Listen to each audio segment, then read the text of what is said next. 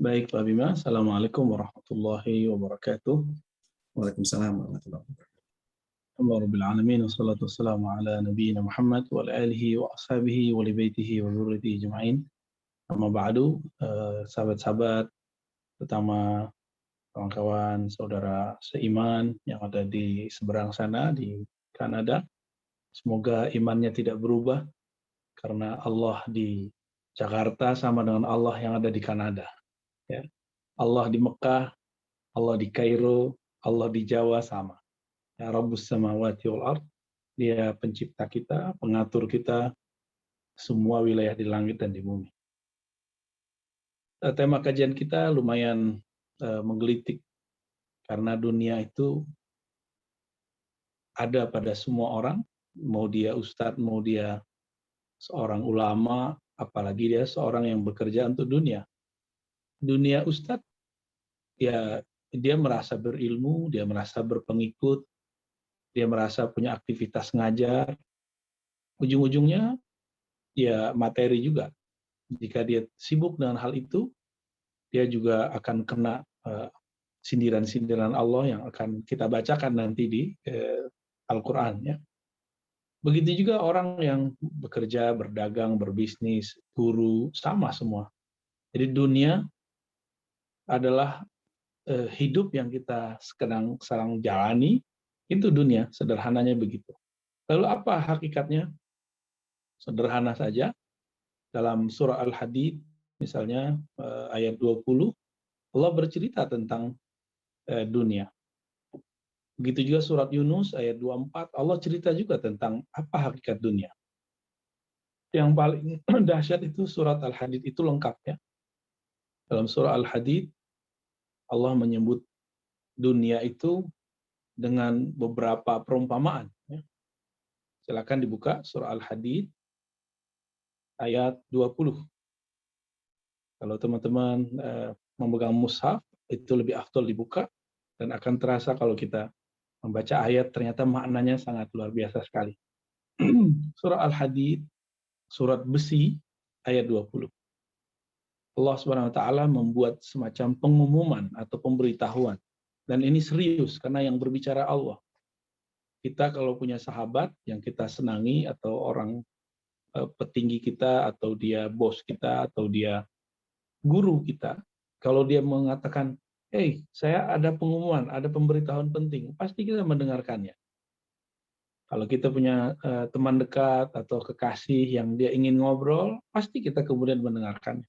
Sekarang yang sedang berbicara adalah yang mengurusi hidup kita, dunia dan akhirat, Allah Subhanahu wa taala. Apa kata beliau? Apa kata Allah Subhanahu wa taala? A'udzubillahi minasyaitonir rajim. Ya'lamu annama al-hayatud dunya la'ibun wa lahwun. Ya, ketahuilah, i'lamu ini pengumumannya, i'lam, ya, ketahuilah. Annama, bahwasannya, hanyalah. Jadi dalam bahasa Arab jika kata inna dan anna ada ma setelahnya, berarti ini fokus. Kita terjemahkan dengan kalimat, dengan kata hanya. Sungguh hanyalah dunia itu, gitu ya. Annamal hayatud dunya, hanyalah dunia itu, apa saja. Ini paling lengkap dibandingkan ayat-ayat yang lain. Syukron, ya, bagus sekali Pak ditampilkan. La'ibun, ini pertama. La'ibun artinya main-main. Game. Saya sangat paham dengan game, karena dulu waktu kecil suka main game, tapi ternyata game anak-anak sekarang lebih dahsyat lagi. Kalau kita sudah tahu bahwa game ini cuma main-main, apakah kita terlalu serius? Gitu. Semuanya fantasi. Jadi la'ibun bagi saya boleh diartikan sesuatu yang tidak perlu terlalu serius, karena di situ banyak main fantasi. Walahwun, ya. La'ibun itu boleh diartikan sesuatu yang menyibukkan diri kita di sisi materi, lahwun yang melalaikan kita dari akhirat. Ya, ini beberapa tafsir saja. Lahwun, sesuatu yang melalaikan. Dulu kata lahwun diartikan oleh Ibnu Abbas dengan nyanyian yang berlebihan, musik yang berlebihan. Itu Sayyidina Ibnu Abbas. Kalau sekarang lahun itu bisa jadi handphone, smartphone, itu termasuk kepada lahun. Ya. Jadi bukan lagi musik, ya, tapi sekarang adalah smartphone. Smartphone ini bisa termasuk kepada lahun karena melenakan, melalaikan. Ya. Wazinatun. Nah, dunia itu ada yang ketiga, itu zina. Zinatun artinya performance atau apa kalau bahasa Inggrisnya adornment kalau tulisan di situ ya. Kalau bahasa Indonesianya hanya semacam perhiasan saja, penambah biar kelihatan keren ya. Kita pasanglah jam tangan kah, baju yang bagus kah, sepatu yang bagus kah. Termasuk wazinatun itu rumah yang bagus, termasuk juga kendaraan yang bagus. Itu zinatun. Emas, duit itu semuanya zinatun. Ya, perhiasan biar penampilan luar biasa. Yang kita pakaikan dari dunia itu disebut zinatun. Itu baru 3. Ini karakter dunia. Ibun, walahun, wazinatun. Yang keempat, ini yang mulai berat. Watafakhurun bainakum. Tafakhur, apa itu tafakhur? Tafakhur artinya berlomba-lomba di antara kalian. Pada tafakhur ini ada teks sebelumnya ya, tafakhurun bainakum. Tafakhur di situ ada sikap orang saling berbangga-bangga antara mereka. Jadi kita ini berusaha selalu untuk lebih dari orang. Nah, itu tafakhur. Berbangga melebihi orang lain. Itu tafakhur. Ya. Tafakhurun bainakum. Berbangga-bangga, mencari kebanggaan antara kamu. Dan ternyata benar, orang itu bangga dengan gelarnya, bangga dengan bacaannya, bangga dengan pasangannya, bangga dengan anak-anaknya. Ya. Nah, tafakhur bainakum dan takatsur ini satu paket. Tafakhur berbangga-bangga, wa takatsur berusaha mengumpulkan ya kok untuk memperbanyak, mengkoleksi sesuatu sebanyak-banyaknya. Maka jujur saja kita semua kita senang menumpuk harta di bank kita, di rekening kita, di akun kita. Tapi rezeki kita belum tentu yang kita pegang itu. Nabi mengatakan rezekimu apa yang kamu makan, rezekimu apa yang kamu pakai, rezekimu apa yang kamu sedang nikmati. Berarti kalau ada yang kita simpan di barak kita, di lemari, di rekening, itu belum tentu rezeki kita. Siapa tahu rezeki waris kita nanti atau rezeki orang lain. Wa takatsur berlomba-lomba untuk memperbanyak. Kalau tadi berbangga-bangga, sekarang berlomba-lomba untuk memperbanyak. Fil amwal, dalam memperbanyak harta dan aulad. Saya tidak tahu teman-teman apakah di sana masih begitu atau tidak. Kita di Jakarta, di Depok, di Tangerang, di Bandung, di Surabaya dan kota-kota besar lah ya. Mungkin teman-teman di Malaysia juga sama ya. Di Kanada mungkin lebih dahsyat kali ya. Sebelum pandemi berangkat pagi pulang sore. Berangkat pagi pulang sore. Berangkat kena macet, pulang pun kena macet. Itu hanya untuk mencari amwal dan menyenangkan fasilitas aulad. Ya. Amwal aulad. Amwal itu jamak daripada plural daripada mal. Mal artinya ma yamilu ilaihil qalb. Sesuatu yang membuat hati kita cenderung. Tidak ada orang, ustadzkah dia, orang solehkah dia, hafizkah dia, atau dia orang biasa. Dia pasti semua cenderung kepada harta. Terkadang kecenderungan itu modus, ya, dengan modus-modus kesolehan dia ingin mendapatkan al-amwal, ya. Wal aulad di situ sengaja Allah tampilkan dan tidak disebutkan di situ wal azwaj wan nikah karena beranak itu adalah salah satu hasil dari pernikahan, ya. Berbangga-bangga dengan harta dan anak-anak. Maka coba kita ingat-ingat, Bapak Ibu Saudara pasti senang sekali menceritakan anak, ya. Anak kita juara kah, anak kita hafal kah, anak kita bisa bergerak, anak kita tadinya nangis, senyum-senyum, kita berbangga. Kadang-kadang tanpa disadari kita norak sekali, kita menceritakan kelebihan anak-anak kita di depan orang. Tapi itulah dunia dan itu normal, ya. Dan itu sangat manusiawi. Ya. Ada berapa dunia di situ? Ini paling lengkap, ayat paling lengkap menyebutkan tentang haqa'iqud dunya. Dalam bahasa Arab, haqa'iqud dunya berarti hakikat-hakikat dunia. Satu la'ibun, main-main, game, ya, semacam game. Yang kedua lahwun, hendak gurau, sesuatu yang membuat kita lalai, dan tentu asik. Tahu-tahu kita kelahwun itu, coba teman-teman bermain handphone, bermain smartphone, tahu-tahu sudah 1 jam, 2 jam. Itu lahwun. Ya. Wazinatun, perhiasan-perhiasan, wa tafakhurun bainakum, berbangga-bangga di antara kamu, baik dengan jabatan, harta, gaji. Nah, maka diulang lagi, wa takatsur. Apa beda tafakhur dan takatsur? Tafakhur ini ada kalanya disebabkan karena harta, materi, ada kalanya immateri.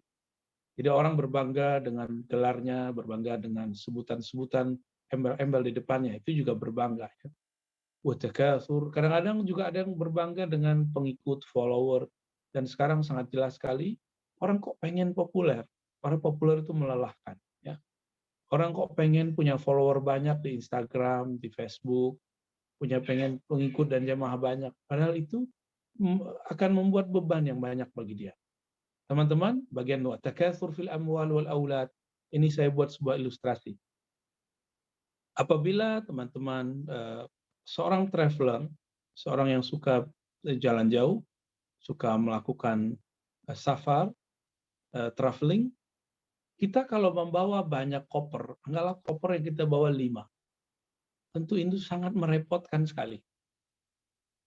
Jadi di imigrasi, di bandara, kita harus mengurus ini, mengurus itu, kadang-kadang ada benda-benda yang dianggap bermasalah, kemudian ditahan, dan lain sebagainya, diperiksa, mungkin dibongkar. Maksud saya sederhana, dunia ini kita ada di suatu titik sedang melakukan safar di dunia, nanti kita akan masuk ke imigrasi kubur, imigrasi barzakh, alam kubur. Di sana ada imigrasi ya, persis sama. Nanti ditanya oleh malaikat mungkar nakir. Sebelum itu dihisab dulu dan segala macamnya. Apabila kita membawa banyak barang, maka kita akan lama sekali di imigrasi barzakh. Sebagaimana kita sangat lama sekali ketika hendak mau transit kah, hendak mau berpindah pesawat kah. Dan teman-teman kalau perantau, saya yakin sangat paham, kalau bawa banyak barang, mending kita kirim dulu, atau kita bagi-bagi dulu. Jika paham bab ini, maka orang tidak akan mau menghimpun sesuatu yang dia tidak perlukan, membawa sesuatu yang membebani dia. Ya, karena semuanya itu hanya ya, fantasi-fantasi aja. Kita merasa seakan memilikinya, padahal bukan milik kita. Nah, baru kemudian di ujung ayat, dan sangat panjang sekali, Allah menyebutkan dunia itu seperti petani, dia punya padi paling gampang ya, cuma 3 bulan, umurnya 3 bulan, ditanam, kecil, menghijau, sangat indah sekali ketika dia menguning.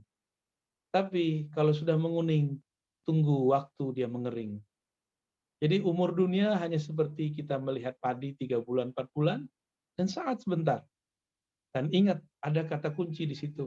Ya, yahiju fatarahu musfarra, ketika dia sudah kita lihat menguning, berarti waktunya sudah tidak lama lagi. Maka orang-orang yang sudah sampai di puncak, jika tidak mengetahui hakikatnya, dia akan tidak lama lagi diturunkan dari kejayaan-kejayaannya, kesenangan-kesenangannya. Maka hati-hati teman-teman, semua fasilitas yang Allah berikan ini jangan sampai kemudian membuat kita terlena, ya. Lalu di ujung ayat Allah mengatakan, ya, wa fil akhirati adzabun syadid wa maghfiratun minallahi wa ridwan. Tapi ingat, ya, di akhirat ada azab yang syadid. Cuma jangan takut juga. Ada azab, ada maghfirah, ada ampunan, ada ridwan. Apa perbedaan maghfirah, ampunan dengan ridha? Nah, ini 2 hal yang unik. Maghfirah itu ampunan dari Allah. Maghfirah artinya sesuatu yang menutup. Maka dalam hadis Nabi punya penutup kepala disebut mighfar untuk alat ketika perang. Jadi kayak semacam helm menjaga kita saat perang. Sedangkan maghfirah adalah sesuatu yang menutupi kita sehingga kita tidak disiksa. Ya, Allah menutupi kita dengan rahmatnya. Dan ada yang paling penting, yang paling ujung, waridwan, dan keridaannya. Kalau ridho itu puncak daripada cinta. Puncak daripada cinta namanya ridho. Allah jika sudah ridho, kita kalau sudah senang dengan pasangan, maka dia salah pun kita cuma gemes. Anak kita kalau keliru, kita nggak marah-marah amat, paling kita cuma cubit-cubit dikit, ya gemes. Tapi kalau tidak ridho, lawan ridho adalah murka. Jika Allah murka, maka sedikit pun jadi besar. Tapi kalau ridho, salah besar pun menjadi kecil. Seperti itulah cerita orang yang membunuh 99 orang, lalu ditambah membunuh 1 orang jadi 100, tapi kemudian dia tetap mencari ridha Allah, dan Allah meridhoinya, dan akhirnya dia diampuni. Dan di ujung dikatakan, wamal hayatud dunya illa mata'ul ghurur. Tidaklah hidup dunia itu kecuali hanya mata, ya. Apa arti mata? Kesenangan, ghurur, tipuan. Ghurur artinya tipu-tipuan saja. Dan betul sangat sangat benar ya. Dulu teman-teman kita punya motor mungkin kalau waktu di Indonesia ya. Terus pengen punya mobil. Udah pengen punya mobil, ingin tambah mobil. Sudah punya rumah, pengen tambah rumah. Udah punya rumah lumayan, dulu beranggapan coba cuma segini. Sekarang dikasih begitu, pengennya besar. Selalu begitu. Tidak ada orang puas dengan apa yang dia dapatkan. Itulah gurur dunia. Di dunia itu lebih dahsyat daripada kecanduan narkoba. Kecanduan dunia itu, dia dosisnya akan bertambah, bertambah, bertambah. Jika orang di luar sana serius mengobati orang kecanduan narkoba, kenapa tidak ada di antara kita yang serius mengobati kecanduan dunia? Maka wajar kata dunia di dalam Al-Quran muncul lebih dari 100 kali. Seingat saya ada 111. Bayangkan teman-teman, kata dunia muncul di Quran lebih dari 100, sekitar 111 kali. Sedangkan akhirat, kata akhirah saja itu ada 110, belum lagi kalau tambah akhir baru ada tambahan-tambahannya. Ditambah dengan nama-nama yang lain, barulah akhirat itu menjadi 200-an bahkan 300-an kali. Ya. Berarti Allah menyebut akhirat itu lebih sering dari dunia, tapi dunia juga sering disebut supaya kita tidak tertipu. Apabila kita punya seorang ayah, ibu, atau guru mengulang-ulang satu kata, satu kalimat, kita sebut nyinyir. Kenapa dia bisa mengulang-ulang? Berarti ada sesuatu yang penting yang hendak dia sampaikan. Berarti persoalan ini serius. Apabila Allah mengulang-ulang persoalan dunia, ini yang berbicara Allah. Bukan hanya presiden, bukan hanya perdana menteri, bukan hanya menteri, bukan raja biasa. Ini Malikul Mulk, raja dari semua raja-raja yang kerajaannya tidak akan binasa. Sekarang sedang berbicara, hey, kalian sedang di posisi yang akan menipu kalian. Kalian sedang lagi dalam game, playing. Jangan tertipu. Itu jangan terlalu serius-serius amat. Maka aneh jika ada orang stres dalam persoalan dunia, itu aneh. Kalau kita main game, kalah, ya sudah ulang lagi. Gitu. Sederhana toh, ya. Kalau kita keliru, ya sudah perbaiki lagi. Nggak senang dengan game ini, ganti game aja. Gitu. Jadi nggak usah terlalu serius dengan dunia. Tapi kita serius dengan akhirat. Serius dengan akhirat bukan berarti kita meninggalkan dunia. Ternyata di dalam kita bermain itu, game, Allah melihat orang ini jujur atau tidak. Itulah sisi akhirat dalam permainan duniawi. Saya ketika sedang masuk ke dunia, sedang berlomba-lomba untuk mencapai kebanggaan, ya, prestis itu, memperbanyak harta, tabung harta, bekerja. Apakah saya di situ adil? Apakah saya di situ amanah? Itu sisi akhirat dari dunia kita. Maka teman-teman tidak usah kemudian berpikir meninggalkan dunia berarti tidak bekerja. Bukan. temukanlah akhiratmu di dalam dunia. Ya, jangan kebalik, sholat ingat dunia. Jadi kan ada orang yang gaya-gayaan mau khusyuk, akhirnya dia tinggalkan pekerjaannya, dia mau hijrah. Tapi kalau sholat dia kepikiran besok makan apa ya, nanti makan apa ya. Orang seperti ini main-main dengan Allah.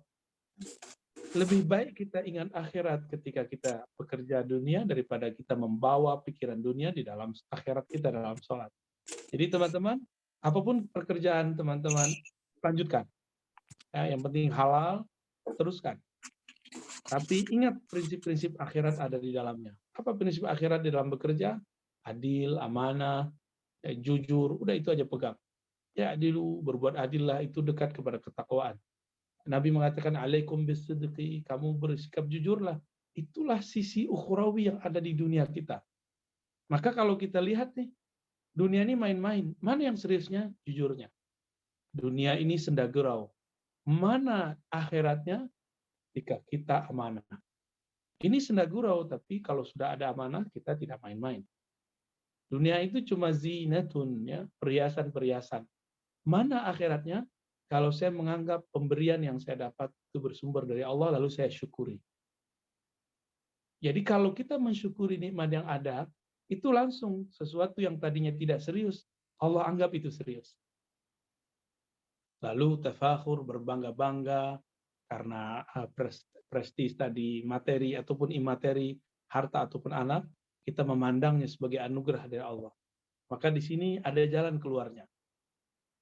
Karena dunia ini seperti ada game, ada saat kita enak, ada saat kita kalah. Ada saatnya kita bersaing menang, ada saatnya kita bersaing itu kalah. Jika kita menang, maka bersyukurlah dengan berbagi, dan pujilah yang maha terpuji. Jika kita kalah, kita sedang terpuruk. Jadi dua aja, menang, sekarang kalah. Anggaplah kita terpuruk, maka bersabarlah, lalu ingatlah bahwa ini tidak lama. Namun sayang sekali orang itu jika dia sedang asik ngegame, ya ngegame untuk hal duniawi, dia lupa tahu-tahu sudah 3 jam, 4 jam. Coba lihat anak-anak kita main PS, PlayStation, apa yang terjadi? Kadang-kadang sehari dia lupa dengan makannya. Saya pernah bercerita di beberapa event, sahabat saya, orang Nusa Tenggara, dia cerita lucu sekali, besok mau ujian skripsi atau tesis, saya lupa. Karena girang sekali, maka hari ini dia main game, main PlayStation, waktu itu baru PlayStation 3 atau 4, saya lupa. Dia main dari pagi sampai besok pagi. Harapannya nanti jam 9 atau jam 10 akan diuji hasil penelitiannya. Girangnya bukan main, tapi apa yang terjadi? Di saat dia main game, dia lupa minum. Di saat dia main game, dia menahan rasa mau buang air kecil. Subuh masuk, dia pingsan, lalu dilarikan ke rumah sakit. Untungnya masih bisa disembuhkan, diselamatkan. Jadi ternyata orang-orang ketika sedang asik nge-game, dia lupa dengan hak-hak dirinya yang lain. Maka teman-teman yang sedang asik bekerja, yang sedang asik dengan percintaan, yang sedang asik dengan permainan-permainan yang ada di dunia ini, jangan lupa di dalam diri kita ada hak-hak yang lain yang mesti kita tunaikan. Ya. Ada kawan kita yang sedang asik bekerja, akhirnya dia melupakan hak pasangannya, hak anaknya, bahkan hak dirinya, dia lupa tidur dan lain-lain. Itulah hebatnya Allah menciptakan game. Maka tidak ada game terhebat, PlayStation terhebat di dunia, di alam semesta, kecuali game yang bernama ad-dunya. Secara harfiah, dunia berarti sesuatu yang rendah, dunia juga berarti sesuatu yang fil muqaddimat, pendahuluan saja. Ya. Tapi apa yang kita buat sekarang di sini, semuanya akan adalah terjemahan yang di sana. Maka Nabi mengatakan, atwalukum jau'an yaumal qiyamah yang aktsarukum syab'an fi dunya. Hadis Ibnu Majah, hadis sahih. Jadi apa yang kita lakukan di dunia itu sama dengan tabungan di akhirat. Sama dengan kita akan melakukan sesuatu di akhirat. Kamu orang yang paling lapar di akhirat adalah orang yang paling lama kenyangnya di dunia. Begitu salah satu kalam dari Nabi. Ya, Nabi mengatakan dalam hadis Bukhari, kamu dan surga neraka itu seperti sendalmu. Jika engkau melangkah kepada kebaikan, engkau sedang melangkah dalam surga. Jika engkau melangkah kepada keburukan, engkau sedang melangkah kepada neraka. Jadi di situ ada neraka yang bisa diartikan neraka maknawi, ada neraka hakiki. Secara maknawi kita lakukan di dunia, secara hakiki nanti kita dapatkan di akhirat. Ada satu hal yang saya sudah juga pernah sampaikan dalam beberapa event yang lain, kajian-kajian di luar, tapi itu sangat berkesan bagi saya dan saya ingin sampaikan juga di sini. Mungkin teman-teman sudah ada yang pernah mendengarkannya. Seketika Nabi Shallallahu Alaihi Wasallam diangkat secara rohani dan fisiknya ke langit ketujuh. Di sana bertemu Nabiullah Ibrahim. Di hadis yang kedua disebutkan ketemu di langit keenam. Lalu Nabi Ibrahim mengucapkan salam kepada cucunya, yaitu Nabi Muhammad SAW. Nabi Muhammad adalah keturunan Ismail. Ismail adalah anak daripada Nabi Ibrahim alaihissalam. Apa kata Nabi Ibrahim? Salam atas engkau, wahai cucuku, wahai Rasulullah. Akri' minni ummataka salam. Tolong sampaikan salamku kepada umat. Kita ini umat Nabi Muhammad. Kita ini dapat salam dari Nabi Ibrahim. Apa kata beliau? Sampaikan salamku kepada umatku. Maka berkirim salam ala salah satu sunnah. Ya, tanda kalau kita kenal dan kita merindukan orang yang kita kirimkan salam. Kirim salam juga berarti kita ta'zim, kita hormat kepadanya. Jadi kirim salam berarti ada hubungan spesial antara kita dan mereka. Nabi Ibrahim mengatakan, surga itu wahai Muhammad, sampaikan ke umat. Surga itu tanahnya subur, tapi tidak ada pepohonannya. Tanahnya bagus, tapi belum ada istana, rumah di sana. Lalu bagaimana? Perbanyaklah menanam sedari di dunia. Nanti ketika kalian pulang ke negeri akhirat, kalian cukup menikmatinya saja. Lalu Nabi bertanya, apa yang harus ditanam oleh umatku? Dan Sayyidina Ibrahim mengatakan, tanamlah dengan setiap lafaz subhanallah. Tanamlah dengan lafaz alhamdulillah, Allahu akbar, la ilaha illallah. Itulah tanaman-tanaman surga, investasi-investasi surga. Ilmu yang sudah kita tahu sedari kecil, ternyata ilmu itu dibawa sampai nanti kita berpindah alam. Teman-teman yang dimuliakan Allah, kalam Sayyidina Ibrahim ini sangat penting sekali, ternyata cocok dengan hadis Imam Muslim yang lain. Kata Nabi, subhanallah, gharsul jannah. Subhanallah itu adalah tanaman-tanaman surga. Apabila seseorang membaca satu subhanallah, Allah lipat gandakan menjadi 10. Maka ada nanti 10 pohon surga. Apabila dia berzikir subhanallah bihamdi subhanazim 100 kali, Allah lipat gandakan jadi 1000. Coba imajinasikan saja, kita punya tanah, di situ ada pohon jati 1000. Kalau itu dilakukan setiap pagi, sore, insya Allah orang ini sudah punya bekal. Teman-teman, beranikah pulang kampung jika tidak pernah membangun kampung?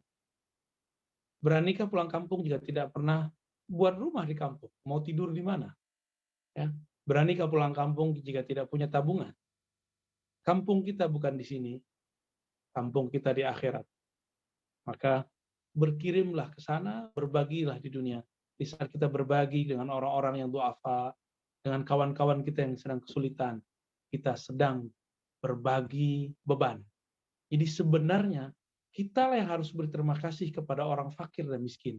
Karena dia membantu membawa koper-koper dunia kita untuk akhirat. Kalau enggak, nanti teman-teman bilang, waduh koperku ada 100, yaudah bawa 2 aja deh, yang lain ketinggalan. Nah yang lain diperebutkan oleh orang yang ada di dunia. Tapi kalau kita bagi-bagi, apa yang terjadi? Kita sama saja dengan meminta orang lain membawakan koper kita tanpa perlu kita bayar. Meskipun zahirnya kita memberikan bayaran. Sahabat-sahabat dimuliakan Allah, demikianlah ilustrasi kecil tentang dunia yang sudah sangat apik Allah katakan dalam surah Al-Hadid ayat 20. Dan sangat banyak lagi ayat-ayat tentang itu. Saya kembalikan kepada Mas Bimo. Tafadhal. Jazakallahu khairan katsiran. Terima kasih banyak Ustadz Razi untuk materinya. Masya Allah nih menjadi hamparan batin atau pengingat batin paling nggak untuk kita semua untuk refleksi dan selalu senantiasa memperbaiki diri dalam kehidupan sehari-hari.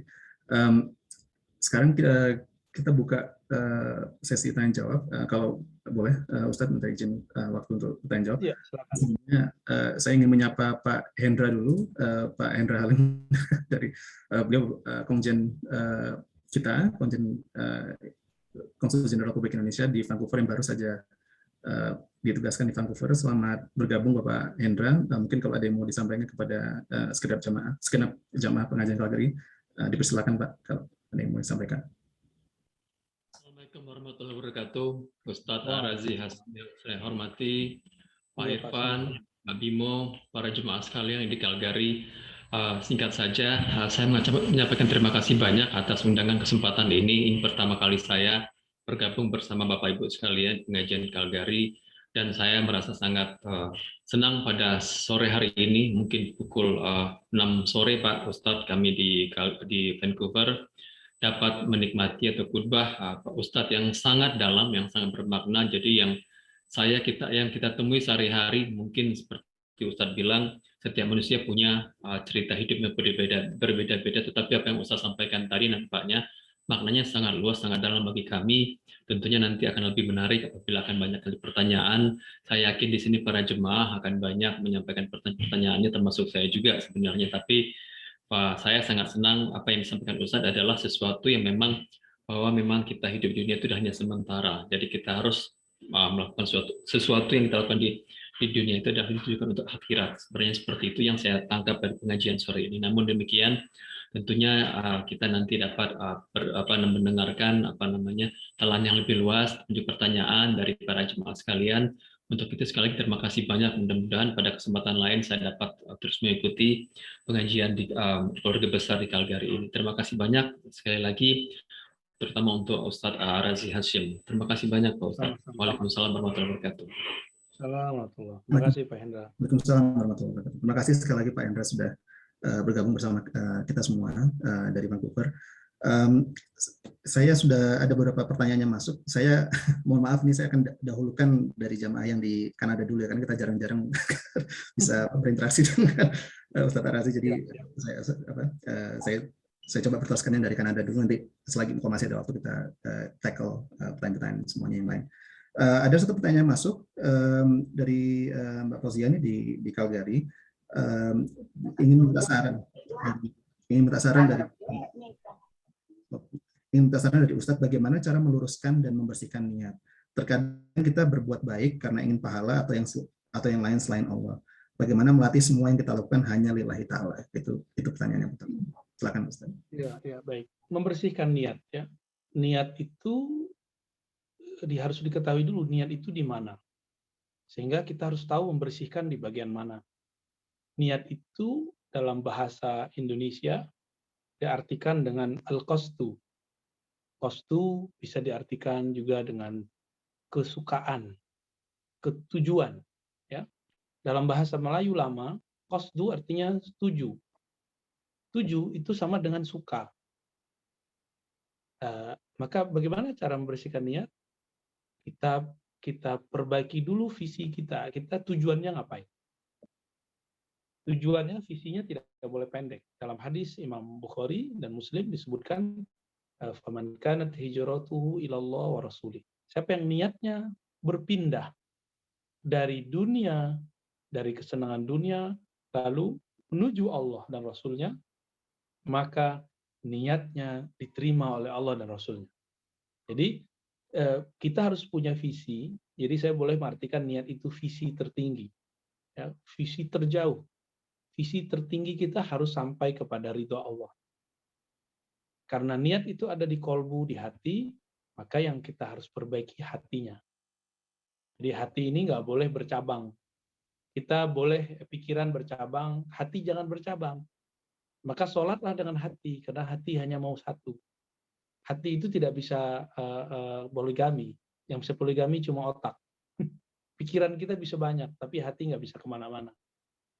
Maka hati itu, kalaupun dia mempunyai, dia suka dengan banyak misal lawan jenis, tapi sebenarnya yang dia suka adalah sifat-sifat yang ada dari lawan-lawan jenis itu, dan sifatnya sama, rata-rata sama.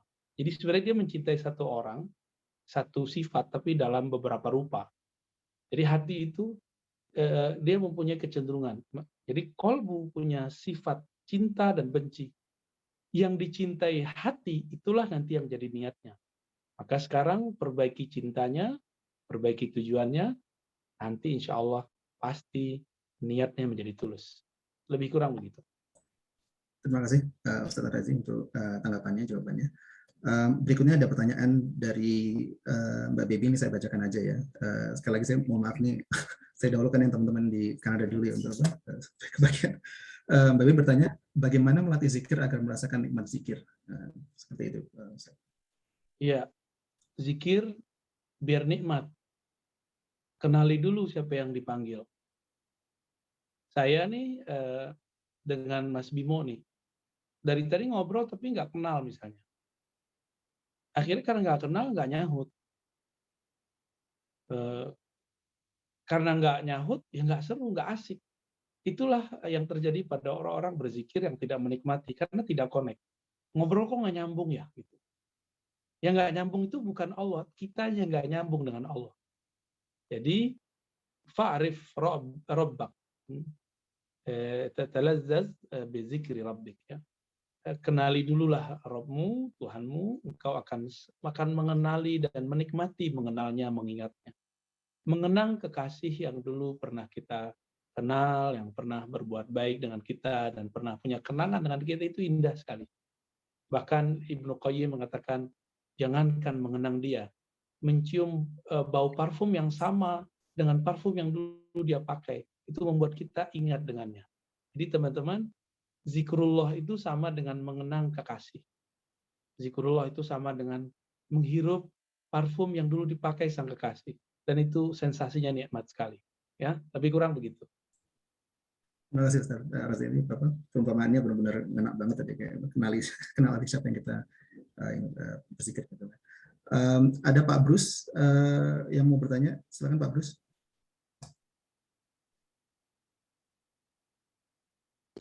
Assalamualaikum warahmatullahi wabarakatuh. Salam. Ini saya Herlinda nih. Oh, ya. Tadi keluar soalnya terus nggak bisa masuk lagi. Jadi saya dengar tadi bahwa rezeki kita itu misalnya kita punya baju satu lemari, belum tentu itu rezeki kita, yang kita pakailah yang rezeki kita kan. Terus misalkan ada makanan di kulkas, banyak tuh rezeki kita yang kita makan, karena mungkin aja yang ada di kulkas dimakan orang lain. Betul. Pertanyaannya begini, kalau misalkan kita ini punya 2 mobil ya, karena kita khawatir satu mobil itu nanti kalau ada apa-apa nggak ada serepnya. Itu gimana ya? Maksudnya apakah kita berlebihan? Bukan rezeki kita ya punya mobil kita yang satu lagi. Itu yang saya belum mengerti. Atau kok kita nggak usah beli mobil lagi, yakin aja satu gitu.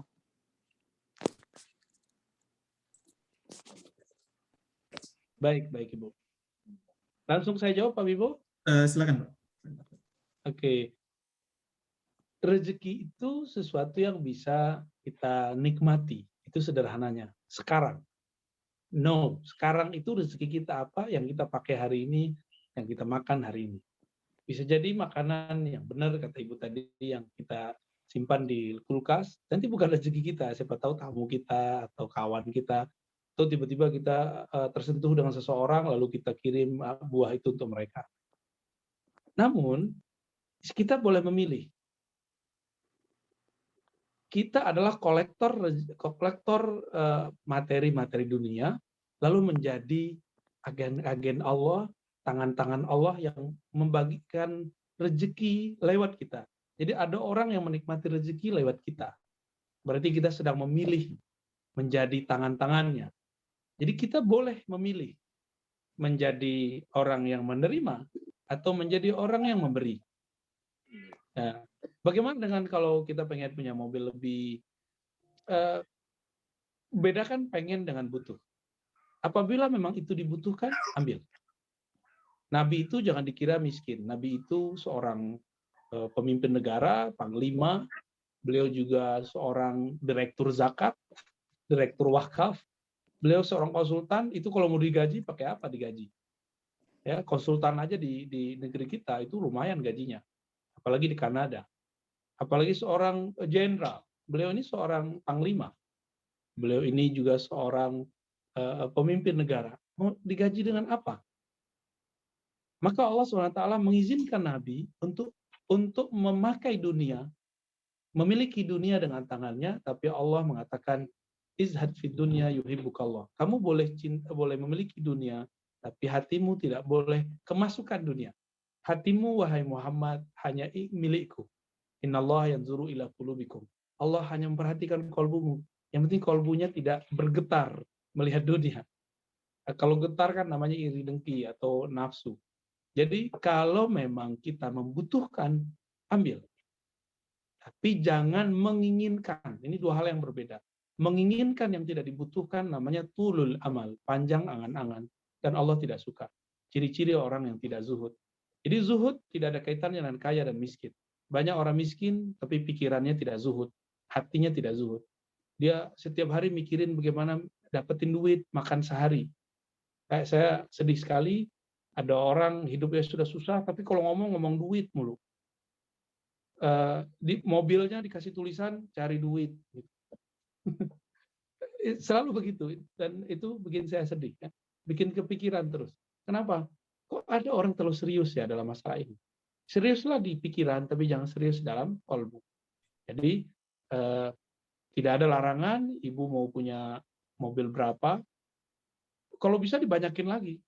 Lalu kita menjadi orang yang suka berbagi. Jadikan mobilnya misalnya 5. 1 untuk dakwah, misalnya gitu. 1 untuk fakir miskin. 1, 2, 3 mungkin kita suami dan anak. Itu nggak ada masalah. Tapi jangan pernah berbangga.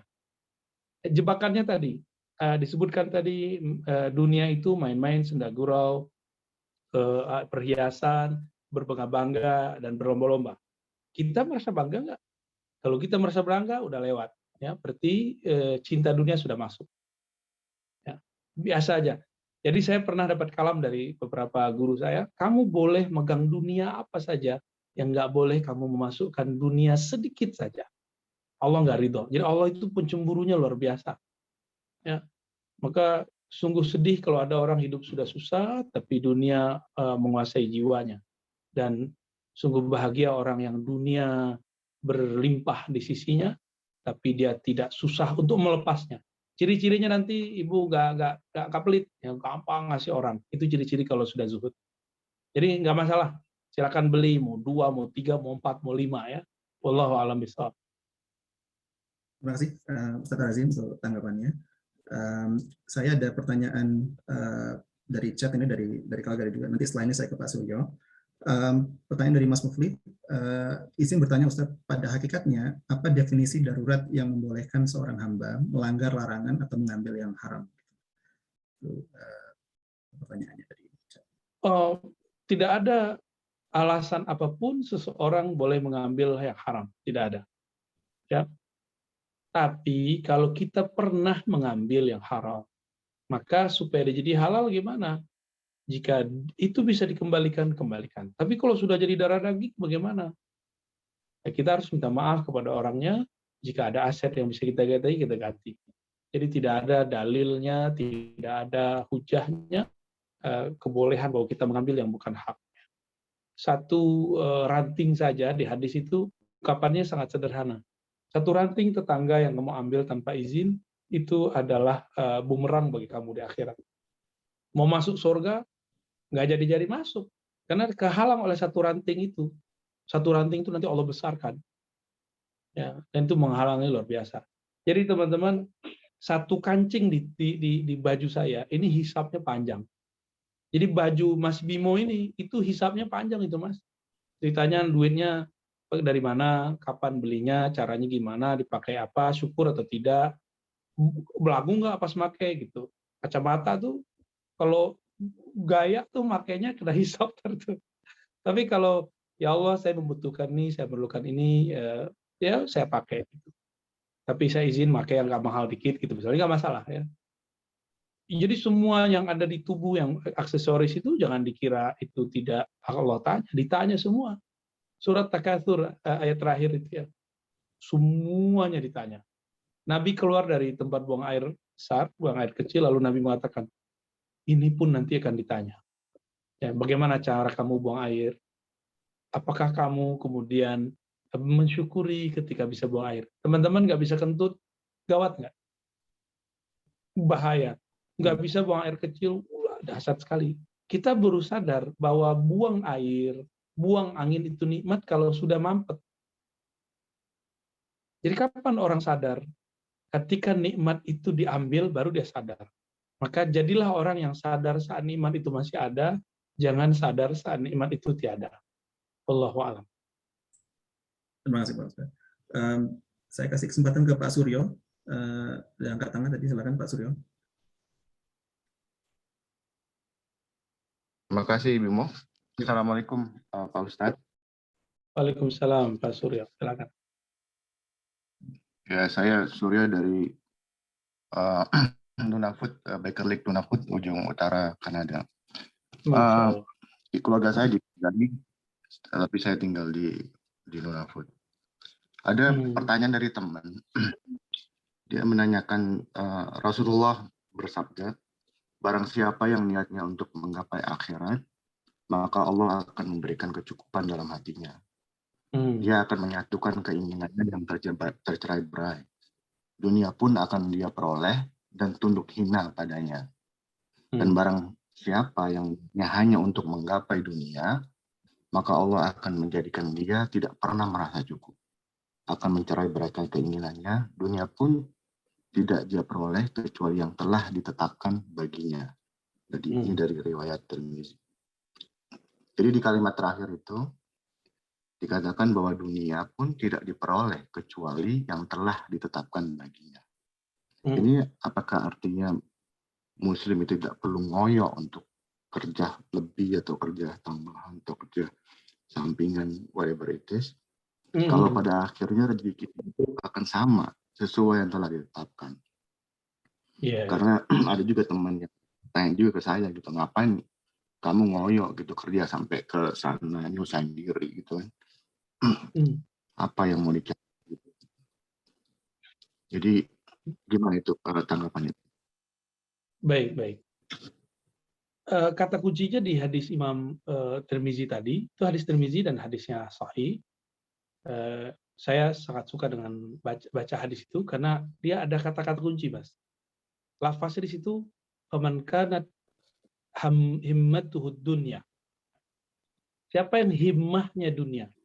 Ini kata kunci. Himmah itu adalah sesuatu semangat yang ada di dalam kolbu. Jadi ini bicara spiritual. Diri kita kan ada yang zahir, ada yang batin. Ini bicara batinnya.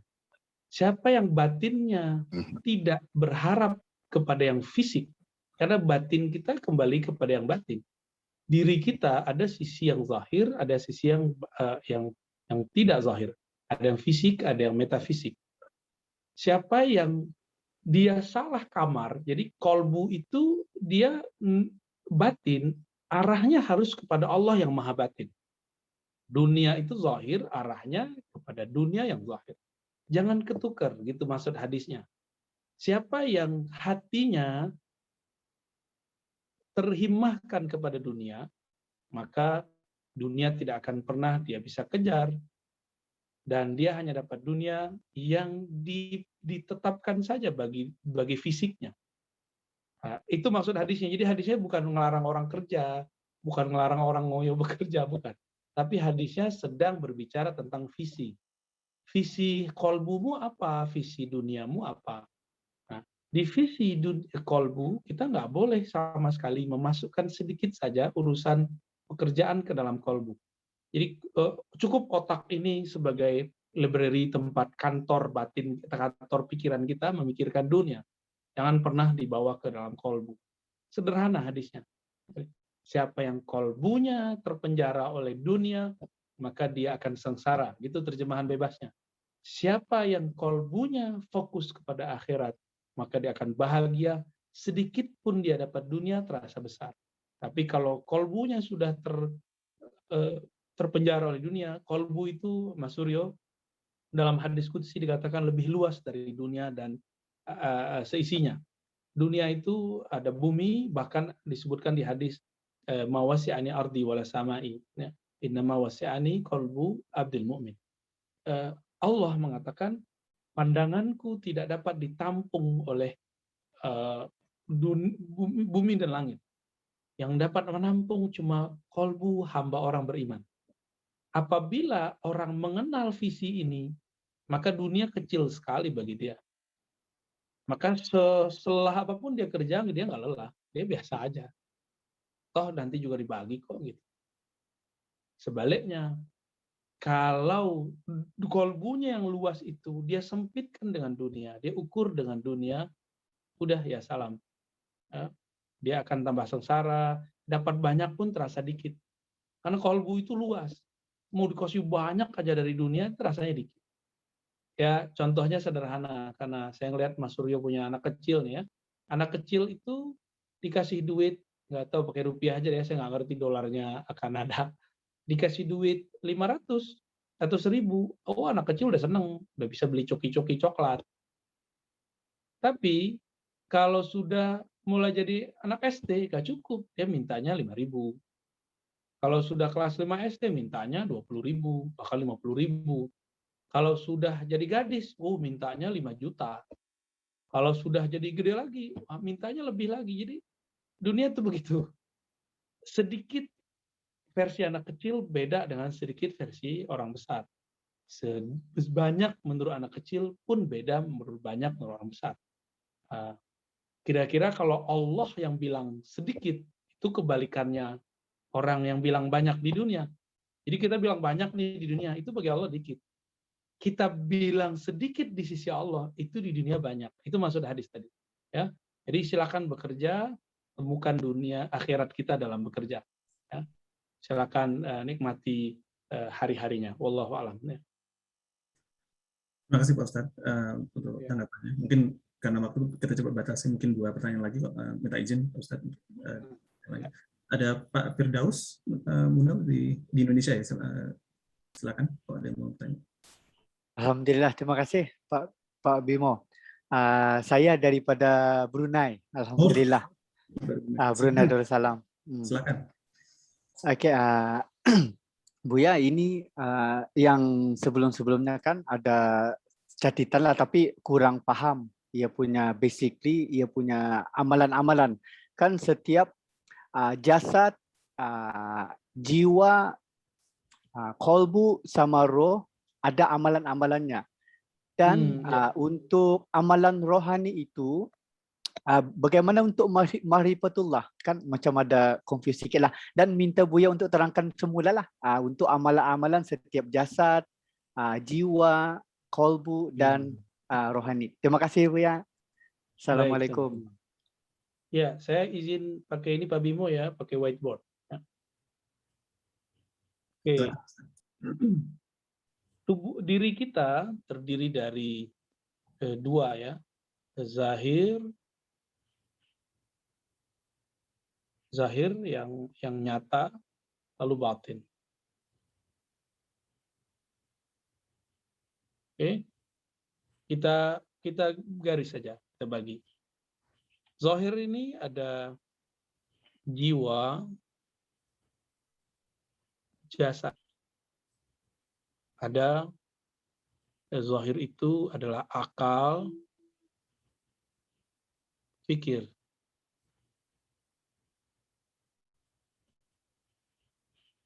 Batin kita ada kolbu, ada ruh. Oke, ini dua sisi manusia. Manusia ini. Jasad karena dia materi, makanannya materi. Ya, nasi, roti, buah. Ya. Akal kan juga perlu makan. Apa yang harus dia makan? Maka dia harus memakan dengan pengetahuan yang rasional. Di sesuatu yang sifatnya rasional,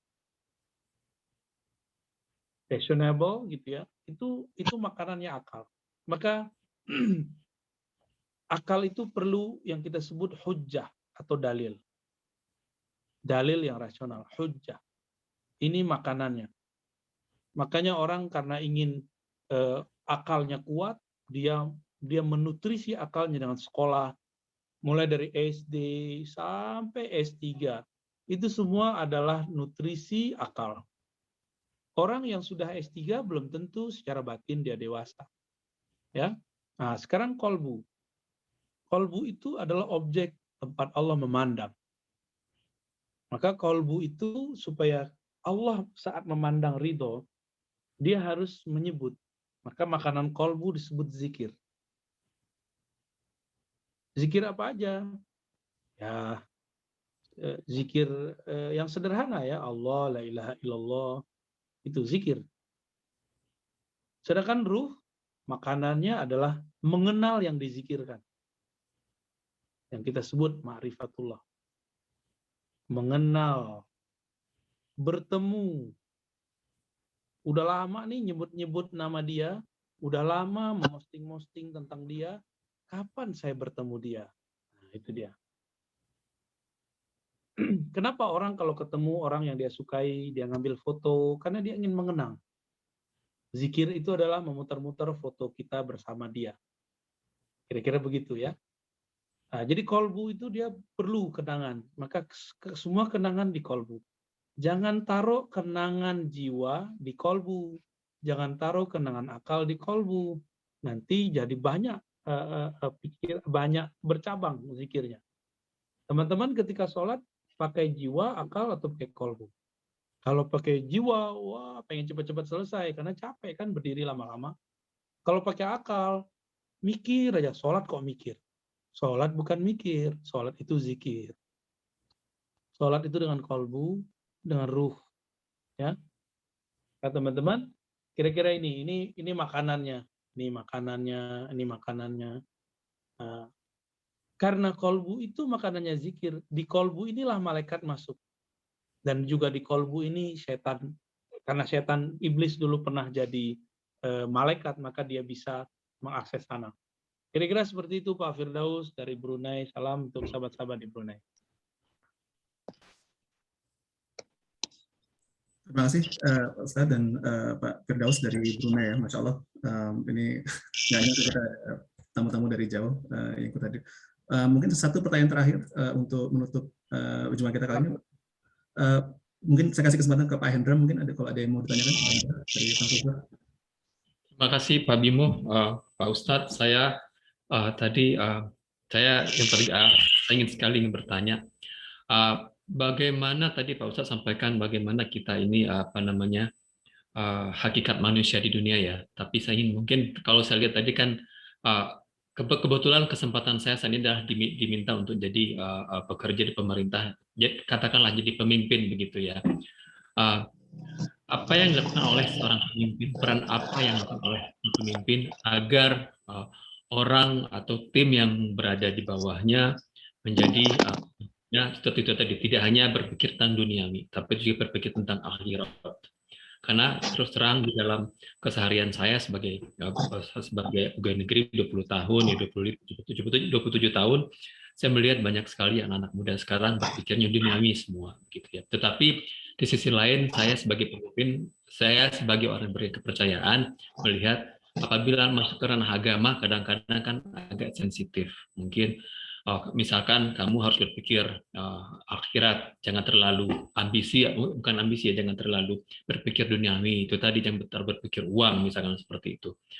Nah, mungkin dalam pandangan Ustadz itu seperti apa pemimpin yang cocok, yang artinya yang tepat untuk menghadapi gejolak-gejolak sikap-sikap yang ada di dalam timnya. Kalau seperti saya juga sangat suka dengan tadi Pak Ustadz sampaikan tentang yang namanya apa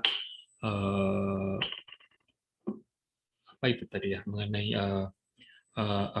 tentang visi. Jadi terus terang saya memang yang paling penting itu bagaimana kita menentukan, membersihkan niat kita dulu, kemudian menentukan visi kita, dan kemudian juga Pak Ustadz sampaikan tadi tentang bahwa memang kalau untuk kita tuh sebagai manusia harus dihitung untuk membutuhkan, bukan untuk menginginkan. Itu juga sangat menarik bagi saya yang saya sampaikan. Terima kasih. Tapi mudah-mudahan apa yang ingin saya tanyakan tadi mengenai figur pemimpin yang tepat, yang mungkin yang menurut Ustadz yang paling tidak dia punya juga tanggung jawab moral agar tim yang dia pimpin punya rasa, punya pandangan bahwa memang semuanya tidak duniawi. Demikian Ustaz, terima kasih. Waalaikumsalam warahmatullahi wabarakatuh. Baik Pak Hendra. Seperti Pak Hendra ini sangat strategis ya. Karena orang akan mengikuti seleranya Pak Hendra. Jadi mumpung masih jadi pemimpin, maka gunakan kesempatan itu tidak hanya berbicara tentang agama secara simbol, tapi juga sudah masuk ke ranah-ranah yang lain. Tapi berbicara untuk anak muda ini kan paling gak senang diguruin, kecuali oleh gurunya sendiri. Itu masalahnya. Kalau hubungannya, jadi jangan dibuat hubungan antara atasan dan bawahan. Nabi itu pemimpin dunia akhirat, tapi beliau membangun hubungan dengan murid-muridnya seperti hubungan sahabat. Maka beliau memanggil muridnya sahabat, memanggil umatnya sahabat. Kita di akhir zaman disebut oleh Nabi dengan ikhwan, saudaraku. Jadi Nabi mencoba untuk menghilangkan hubungan yang terlalu apa istilahnya, hubungan strata. Coba dibuat cair, itu pertama. Jadi saya berkaca daripada baginda Nabi SAW, beliau menjadi pemimpin yang sangat egaliter lah ya, barangkali itu istilahnya. Jadi sangat santai. Betul, jangan terlalu merendah juga. Ada saat-saat kita harus jaga-jaga batas kita, ya. Batas kita ada bahwa kita sebagai pemimpin mereka. Namun menjadi sahabat mereka bisakah? Biasanya orang akan mau berkorban untuk sahabatnya, tapi akan terbebani jika berkorban untuk pimpinannya. Itu dua hal yang beda. Jadi ini kesempatan Pak Hendra untuk menjadi sahabat teman-temannya. Tidak hanya timnya, tapi juga masyarakat sekitar. Nah, caranya sederhana kok. Jadi sahabat itu kalau ketemu disapa, tanya kabarnya bagaimana. Terus supaya anak muda itu aware dengan akhirat gimana? Gak usah diceramahin pakai jubah atau pakai apa, nggak perlu ya. Kita ngobrol santai aja. Akhirat dalam dunia kita ada. Kalau bekerja amanah itu akhiratnya dia. Kalau sebagai pemimpin bersikap adil, bersikap amanah, itu akhirat dari dunia. Ini kalau kita coret-coret dikit ya, biar lebih clear. Kita lihat ada akhirat dalam dunia. Sebagai contoh jabatan. Ini jabatan. Jabatan sebagai pemimpin misalnya. Jabatan itu dunianya apa? Ini dunia dulu. Jadi dia cagak dua nih. Satu dunia akhirat.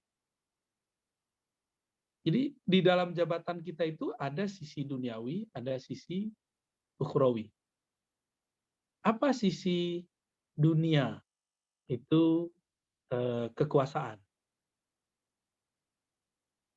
Ya, jangan power syndrome, itu penting sekali karena orang yang power syndrome nanti ada namanya post power syndrome.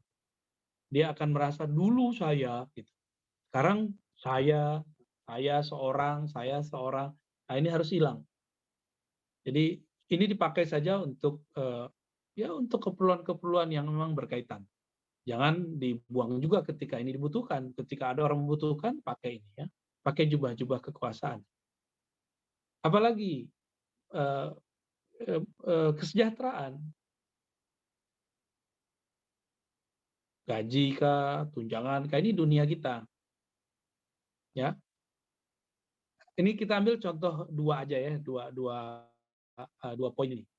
Di dalam berkekuasaan dan berkesejahteraan, dapat gaji segala macam itu, apa sisi ukhrawinya?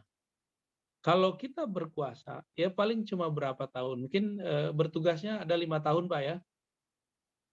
Maka orang yang di akhirat itu, dia melihat angka 5 ini. Nah, ini sisi akhiratnya. Wah, cuma 5 tahun kok. Gitu. Maka dia meyakini kekuasaan itu sementara. Jadi jangan pernah dalam waktu 5 tahun tuh cari lawan, tapi carilah kawan. Karena dan yang paling sedih lagi, banyak orang dalam waktu 5 tahun dia berkuasa, dia memusuhi bahkan teman-teman yang sudah lama berkawan dengan dia. Padahal dia cuma berkuasa 5 tahun. Apalagi mungkin beberapa sebelum 5 tahun udah dipindah, ya kan?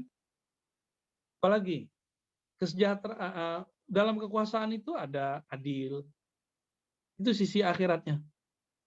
Ada amanah. Jadi ketika seseorang pemimpin dia memiliki kekuasaan lalu dia bersikap adil, bersikap amanah, wah dahsyat, dia memimpin dengan rasa akhirat.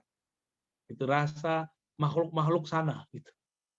Apalagi bab kesejahteraan. Untuk dapat kesejahteraan dia harus jujur. Ya, dia jujur, nggak boleh zolim segala macam. Jadi orang yang mendapatkan kesejahteraan duniawi dengan kejujuran, dia sedang membangun 2 dinasti sekaligus, dinasti duniawinya dan dinasti ukhrawinya. Kira-kira seperti ini. Jadi apa saja yang kita punya itu dua kesempatan. Kira-kira seperti itu. Jadi sangat sederhana, tidak perlu terlalu simbolik. Jadi orang berakhirat itu bukan orang yang setiap hari harus pakai kopiah kayak saya.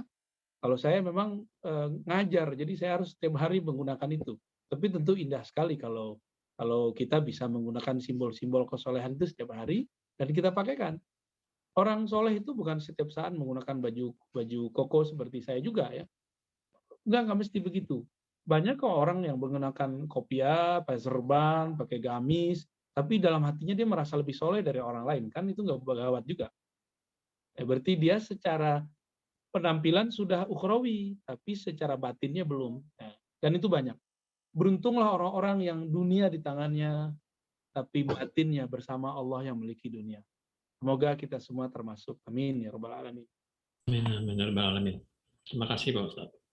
Sama-sama Pak Hendra. Terima kasih Pak Hendra, dan juga terima kasih Pak Ustadz. Razi sudah menyampaikan tadi pertanyaannya dan sudah ditanggapi dan berbagi untuk kita semua.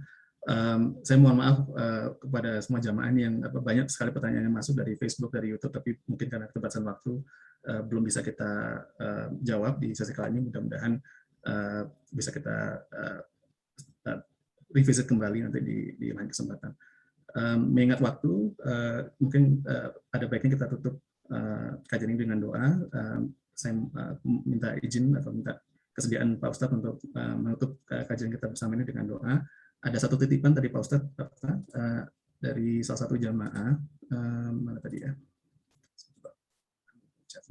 Intinya Pak Ustadz ada jamaah yang meminta zikir singkat dari Ustadz untuk menenteramkan hati. Jadi mungkin bisa kita incorporate di doa kita insya Allah. Silakan Pak Ustadz. Baik teman-teman, hati tenang itu karena dia mendapatkan makanannya.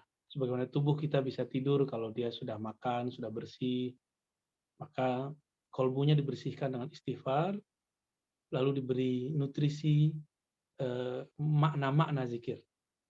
Ambil satu zikir saja, yaitu raditu billah. Aku ridho, aku terima atas pemberian Allah. Jadi mari kita baca itu, raditu billahi robba, wa bil islami dina, wa bi muhammadin nabiyya. Ya Allah, kami ridho atas keadaan kami menjadi hamba-Mu, apapun kejadiannya, mau pandemi, tidak pandemi, Engkau tetap Tuhan kami, Engkau tetap yang kami sembah. Mau senang, mau susah, Engkau tetap menjadi zat yang kami rindukan, zat yang kami puji. Dan mari kita berdoa dengan doa yang paling mulia, yaitu surat Al-Fatihah. Di dalamnya ada izin kepada Allah, bismillah, ada syukur, syukur itu adalah puncak dari semua doa, lalu ada permintaan, iyyaka na'budu wa iyyaka nasta'in, itu adalah dunia akhirat. Kepadamu kami menyembah, kepada kamu kami minta tolong. Mari kita baca, semoga semua hajat kita dalam hati, sebutkan saja di hati, semua Allah kabulkan pada saatnya. Ala hazin niyah, walikulli niyatin wa da'watin mustajabah. Al-Fatihah. A'udzubillahi bismillah. Ya kami ya Amin. Wisir al-Fatihah nas'aluka ya Rabbana atina fid dunya hasanah wa fil akhirati hasanah wa qina adzabannar wa nas'aluka al-khaira kullahu mimma 'alimna wa na'lam wa na'udzu bika min asy-syarri kullihi mimma 'alimna wa na'lam innaka anta 'alamul ghuyub Walhamdulillahirabbil alamin. Assalamualaikum warahmatullahi wabarakatuh. Waalaikumsalam warahmatullahi wabarakatuh. Mohon izin pamit Mas Bimo ya. Ya, terima kasih Ustadz Arzi sudah bergabung. Terima kasih.